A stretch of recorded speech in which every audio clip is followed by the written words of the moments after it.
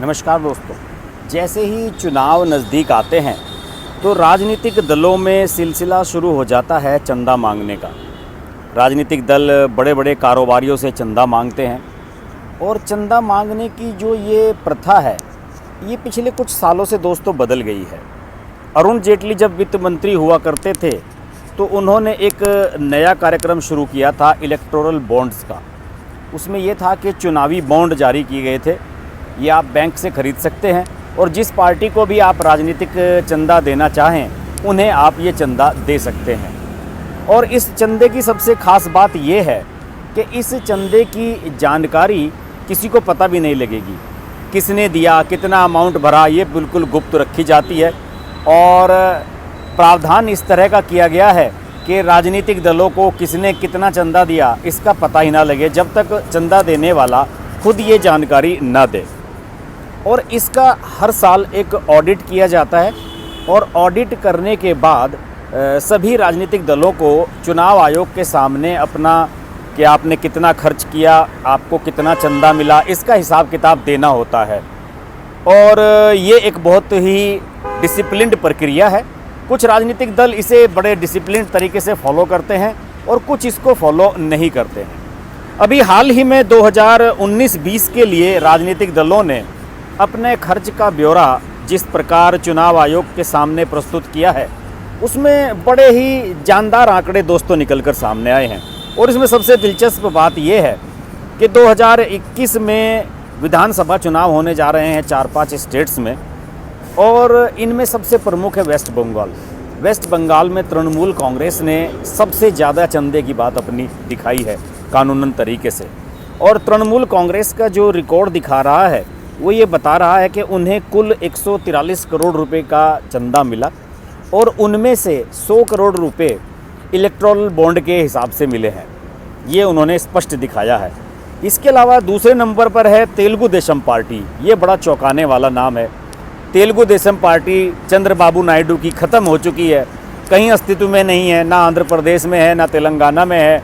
इन्हें इतना चंदा कौन दे रहा है, ये बड़ा सवाल है। लेकिन चंद्रबाबू नायडू भाई पुराने दिग्गज रहे हैं, पुराने ज़माने से उनकी सेटिंग रही है, तो हो सकता है कि उन्होंने कहीं से सेटिंग अब भी कर रखी हो और जितने भी बड़े बड़े घराने हैं, कॉरपोरेट्स हैं, वो उन्हें शायद अब भी चंदा दे रहे हैं। वो ये मान रहे हैं कि शायद आने वाले समय में चंद्रबाबू नायडू सत्ता में दोबारा ना आ जाएं कहीं।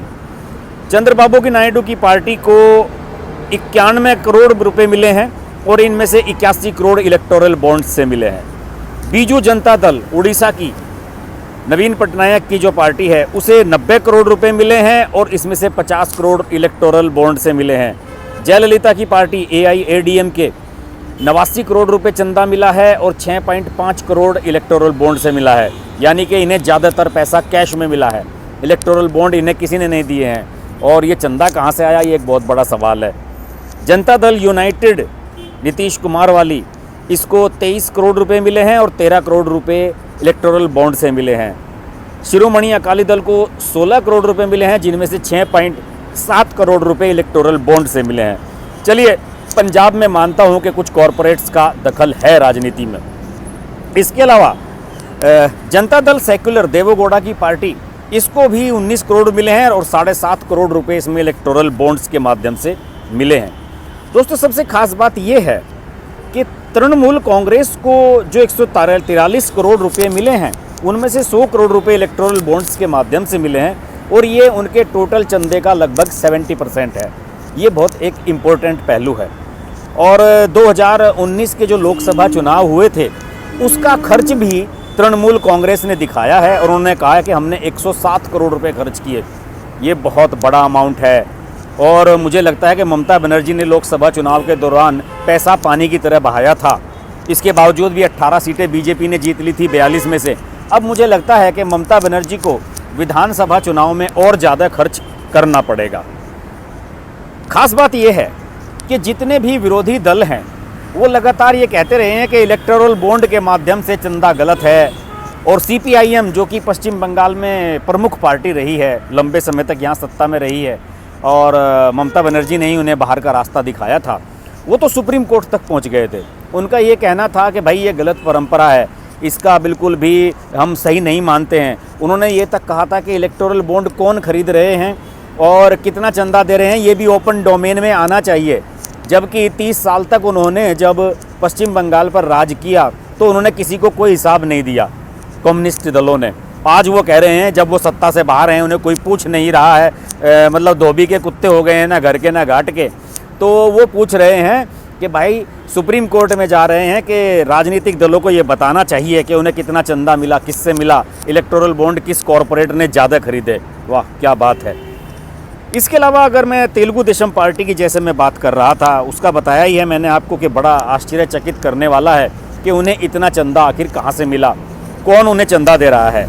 और जैसे कि डीएमके की बात मैं बताऊं, अगर डीएमके पार्टी है, अभी बताया जाता है कि डीएमके जो द्रविड़ मुनेत्र कड़गम है, करुणानिधि की पार्टी, स्टालिन चला रहे हैं, वो उनके बेटे, और कांग्रेस के साथ गठबंधन में ये लोग तमिलनाडु का विधानसभा चुनाव लड़ने वाले हैं। और ओपिनियन पोल्स ये बता रहे हैं कि ये सत्ता में लौट रहे हैं। तो दोस्तों इनके पास चंदे की भरमार हो रही है इस समय। और टाटा ग्रुप ने एक कंपनी बनाई थी चंदा देने के लिए, एक ट्रस्ट बना दिया था। रतन टाटा की बात ही कुछ और है, वो जो भी काम करते हैं सुपर हिट करते हैं। उन्होंने कहा कि देखिए राजनीतिक दलों को चंदा देने के लिए हम ट्रस्ट बनाते हैं, और इसका नाम रखा था टाटा प्रोग्रेसिव इलेक्टोरल ट्रस्ट। और इस ट्रस्ट ने 46 करोड़ रुपए डीएमके को दिए हैं चंदे में। ये जानकारी खुद ट्रस्ट के सूत्रों के हिसाब से लीक हुई है।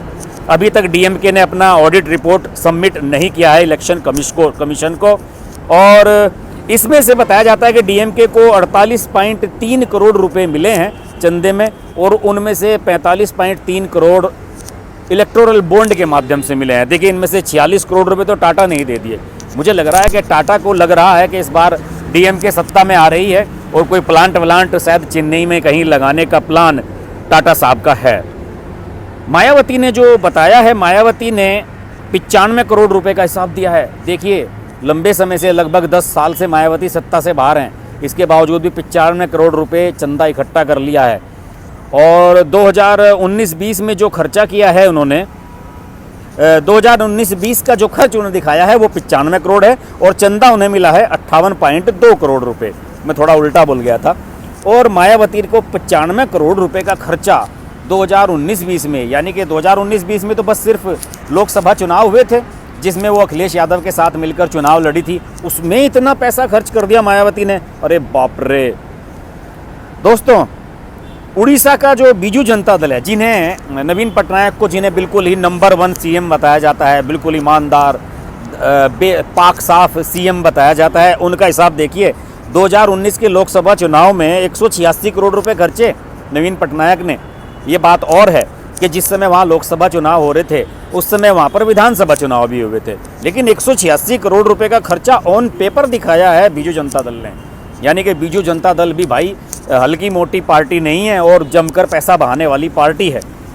इसके अलावा कुछ दल ऐसे भी हैं दोस्तों जिन्होंने ये कहा है कि हमें इलेक्टोरल बॉन्ड के माध्यम से कुछ भी नहीं मिला है, जैसे कि महबूबा मुफ्ती की गरीब पार्टी है ये पीडीपी। महबूबा मुफ्ती भी अब पैदल घूम रही हैं, सत्ता से बाहर हो चुकी हैं, और इनका कहना है कि मैं 14.7 लाख रुपए मिले हैं साहब, केवल 14 लाख रुपए।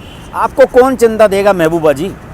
आप देश विरोधी ताकतों के साथ खड़ी हुई हैं, और देश में जब 370 हटाकर कश्मीर में उसका डिवाइडेशन किया, आप इसका खुलकर विरोध कर रही थी। आपको चंदा नहीं मिलने वाला है। कोई कॉरपोरेट पीडीपी जैसी पार्टी में एंड नेशनल कॉन्फ्रेंस जैसी पार्टी में अपना पैसा नहीं लगाएगा। यही हालत है एआईयूडीएफ की। बदरुद्दीन अजमल जो कि असम में बड़े गेम चेंजर हैं, जिनके 13 विधायक हैं यहाँ पर, और मुस्लिमों की एक बहुत बड़ी पार्टी मानी जाती है, उन्हें केवल 56 लाख रुपए चंदा मिला है। यानी कि कॉरपोरेट्स भी ये देखते हैं दोस्तों कि किस पार्टी में हमें पैसा लगाना है और किस पार्टी को हमें आने वाले समय में अपनी तरफ से पोषित करना है कि आने वाले समय में ये पार्टी हमारी मदद कर सके। क्लियर इंडिकेशन है कि रतन टाटा को यह लग रहा है कि तमिलनाडु में डीएमके आ रही है सत्ता में, और ओपिनियन पोल भी ये बता रहे हैं कि जयललिता की पार्टी वहाँ पर हारने जा रही है। और बीजेपी में अमित शाह तो नाराज़ हैं इस बात से। अमित शाह तो इसलिए भी नाराज़ हैं क्योंकि अमित शाह को ये लग रहा था कि रजनीकांत अपनी राजनीतिक दल बना लेंगे और वो जयललिता के पार्टी के साथ आ जाएंगे। बीजेपी वहाँ पर जयललिता की पार्टी AIADMK के साथ मिलकर चुनाव लड़ेगी, जबकि बीजेपी का वहाँ कुछ भी दांव पर नहीं लगा है, ना कोई इनका विधायक है और ना विधायक बनने के वहाँ कोई चांस है। इसके बावजूद भी अमित शाह तो नाराज़ हो गए थे, गुरुमूर्ति से भी नाराज़ हो गए थे, जिन्होंने ये वादा किया था कि शायद तमिलनाडु की राजनीति में मैदान में उतर आएंगे रजनीकांत, लेकिन रजनीकांत उतरे नहीं। और अब लगता है कि बीजेपी और जयललिता की पार्टी की उम्मीदें पूरी तरह ध्वस्त हो चुकी हैं। बहरहाल चंदे का जो ये गेम है दोस्तों, ये आपने समझा होगा कि राजनीतिक दल किस तरीके से करते हैं। हमारा आपका एक एक पैसे का हिसाब होता है, लेकिन अब राजनीतिक दलों में बीजेपी के पास तो सबसे ज़्यादा चंदा आता ही है। उसकी ऑडिट रिपोर्ट का जिक्र अभी इसमें नहीं मिल पाया है, लेकिन सबसे खास बात तो यही है दोस्तों कि राजनीतिक दल एक दूसरे को किस तरीके से बचाते हैं। देखिए, अरुण जेटली ने इलेक्टोरल बॉन्ड पेश कर दिए, लेकिन उनका हिसाब देना जरूरी नहीं रखा। ये एक बहुत बड़ा सवाल है। आने वाले समय में इस तरह के आँख खोलने वाले मुद्दों पर हम बात करते रहेंगे। आप देखते रहिए हर्ष की बात लाइव। नमस्कार। अगर आपको हमारी वीडियो पसंद आई तो वीडियो को लाइक करें, चैनल को सब्सक्राइब करें और नोटिफिकेशंस के लिए बेल आइकन को प्रेस करें।